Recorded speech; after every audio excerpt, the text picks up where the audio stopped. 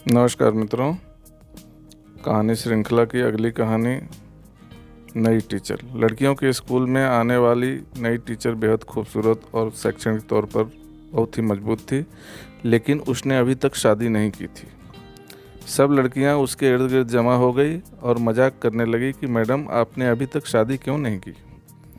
Madam ने दास्तान कुछ यूँ शुरू की। एक महिला के 5 बेटियां थीं।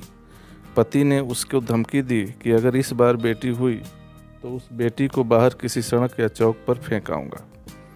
ईश्वर की मर्जी से वो ही जाने कि 6ठी बार भी बेटी पैदा हुई और पति ने बेटी को उठाया और रात के अंधेरे में शहर के बीचों बीच चौक पर रखाया। माँ पूरी रात उस नन्ही सी जान के लिए दुआ करती रही और बेटी को ईश्वर को सुपुर्द कर दिया। दूसरे दिन सुबह पिता जब चौक से गुजरा तो देखा कि कोई बच्ची कुल नहीं ले गया है। बाप बेटी को वापस घर लाया, लेकिन दूसरी रात फिर बेटी को चौक पर रखाया। लेकिन रोज़ यही होता रहा। हर बार पिता बाहर रखाता और जब कोई लेकर नहीं जाता तो मजबूरन वापस उठाकर लाता, यहाँ तक कि उसका पिता थक गया और ईश्वर की मर्जी पर राजी हो गया। फिर ईश्वर ने कुछ ऐसा किया कि 1 साल बाद माँ फिर पेट से हो गई और इस बार उसको बेटा हुआ। लेकिन कुछ ही दिनों बाद बेटियों में से एक की मौत हो गई। यहाँ तक कि माँ 5 बार पेट से हुई और 5 बेटे हुए, लेकिन हर बार उसकी बेटियों में से एक इस दुनिया से चली जाती।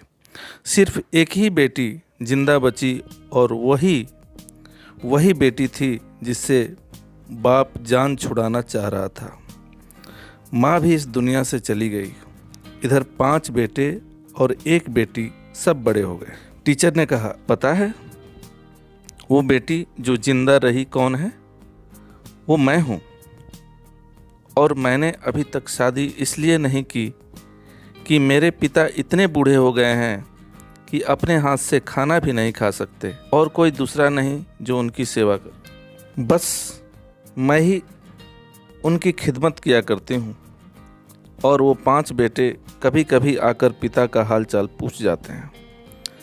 पिता हमेशा शर्मिंदगी के साथ रो रो कर मुझसे कहा करते हैं, मेरी प्यारी बेटी, जो कुछ मैंने बचपन में तेरे साथ किया उसके लिए मुझे माफ़ करना।